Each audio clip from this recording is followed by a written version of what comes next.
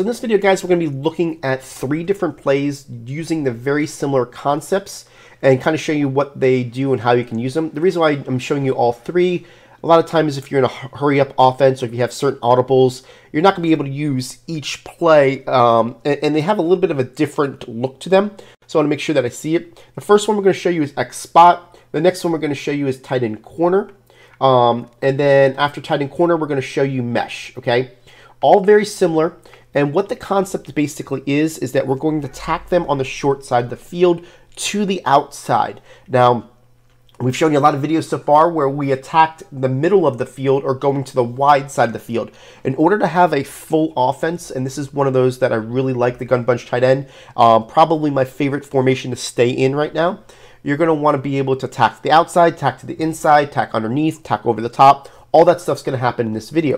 So what you're going to see here is that this is cover 3, right? This is just a normal cover 3. They don't do any adjustments other than I put them on cloud flats. It doesn't really matter, right?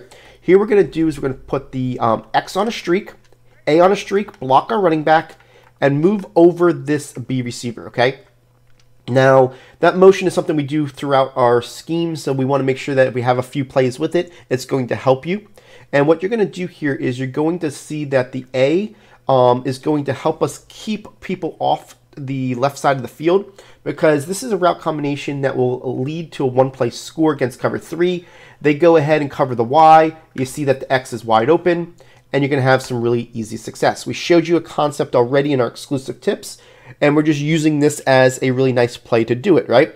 Now, if they're to do something with, say, protect the sticks, right? That's not going to allow you to have that one-play score.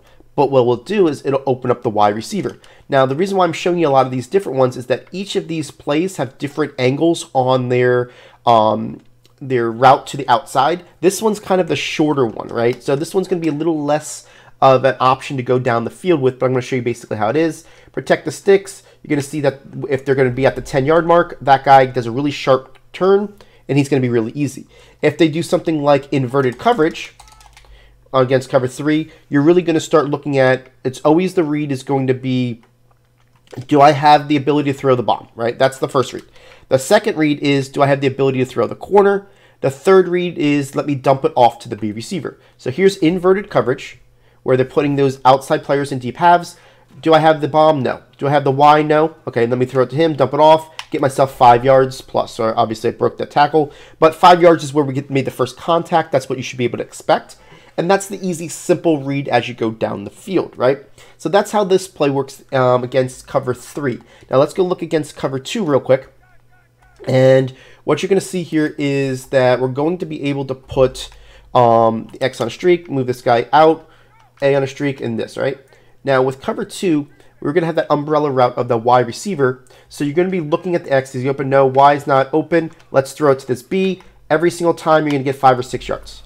If he camps on the sidelines, you want him to camp on the sidelines, right? Let's look at this replay real quick. You'll look over here, and he's going to hit the sidelines, and he's going to stop, right? He stops, and he basically just sits there. We're going to let that really sharp corner route drift back that corner to about the 10 to 15-yard mark. See how right now he's really, almost at the 35. He's about the 36, 37. We catch this ball right here about the 45. We turn up the field, we make contact about 7 yards, right? That's going to be a bonus for us when we do something like that.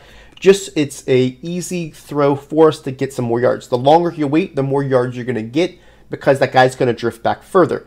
Don't get me wrong, if they're sending a cover 2 blitz at you, and you got to get the ball out of your hand quickly, it's not like it's not going to be open. It will. You're just going to get probably 3 or 4 yards rather than the full 7 to 8, just because of the fact that, I'm going to kind of throw this a little bit earlier. Say they're coming at you right now, you got to go ahead and get it to them. You get it to him and see how the guy's going to close on you a lot quicker. The reason why he's closing on you quicker, you didn't allow him to get the depth that you needed. Okay, so I want to make sure that you understand that, and we're going to kind of get you, plays that will help you out with any type of blitzing as well as we get throughout this guide. So the quicker you throw it, the less yards you're going to get. You want that guy to settle. Okay, so that's the first play, X spot. Now we're going to go to tight end corner, okay? Tight end corner looks like this. We're going to run it very similarly and have the same type of results, okay? So what we're going to do here is we're going to block our running back. We're going to put X on a streak. We're going to put A on basically, actually here, let's take this B, put him on out, and move him out first, just so you can see this, right? Now, the A does not need to be changed because he does do the outside angle. You could always put him on a fade or a streak, anything like that. But with this route combination, it's still going to work, right? I'll show you the difference as we go. But cover 3, same here. You're going to have exactly the same type of results. The Y is a deeper route. So you're going to know that that's going to actually help you a little bit when it comes to these routes. See how the X is open. We're going to bullet past it. You're going to have a nice, easy one-play score. If they're playing cover 3 traditional style, right? Now, if they're playing something where, like we were mentioning before, that they protect the sticks, you're going to see that it's going to be a little bit different because the angle's different on that route. I want to make sure you see that. See, that's the X spot route. The tight end corner is a little bit deeper, right? So you should expect to have the same success against the protect the sticks. And I want to make sure you see that. And let's make sure the B goes outside. And you can see here, protect the sticks. And you're going to see that that Y goes out. You're going to throw it to him. And you're going to have your nice yards. It's a little bit deeper of a route. So obviously you should be able to do it. Now, when it comes to inverted coverage, let's go ahead and take a look at that here. You got those guys here. Again, B on, let's go get tight end corner. B on the out, X on the streak, block your running back. Okay, here we go. And what you're going to see is that the B is out there. See how that guy jumps? And now we're able to kind of throw it to that player. As long as you have a little bit better timing. You were not able to do that on the X spot play. The reason why is because that route was really, really short. Now, why would I do this play and not the other play every time?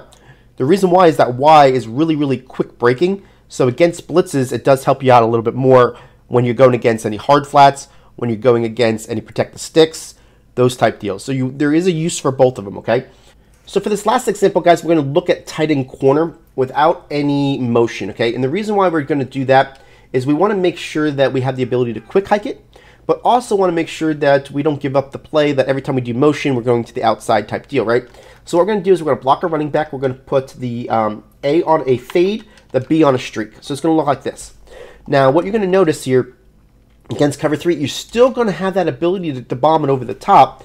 It's just going to be a little bit more tight because the B is actually coming from the inside position closer to the free safety, where before we had him in the X or the Y position to where he was further to the outside. So watch how this goes. You can see the guy's still going to break on it, and you're still going to be able to throw it to him, but you may have to wait a little bit longer to make him drift more to the right. So I want to make sure I show you all 3 examples because they can work.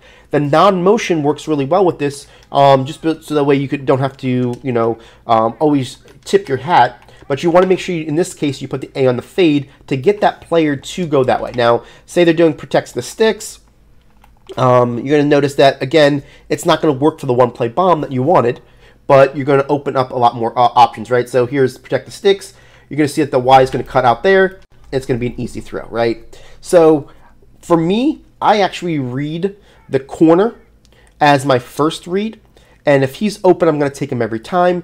If you see that he jumps the corner, then you're going to know that the player over the top is going to be the guy that you want. And I always settle down to the lower player when doing this because I want them to, basically sit on the sideline for an extra half second because that's going to be able to get him the yards. Now, I didn't show you here Tampa 2 when it comes to tight end corner. And say we're going to do it where we're not doing any motion. We're just leaving it this way, right?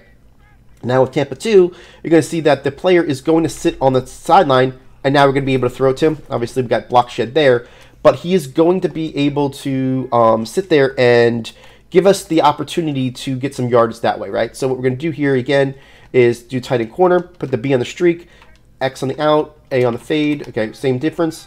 And when we do this, you're going to see that you got that ability to hit this X on the sideline, get up the field, and now you're turning it into a 10-yard play. What I do like about this as well, you can always flip this guy over here. Let me make sure I get tight end corner over there.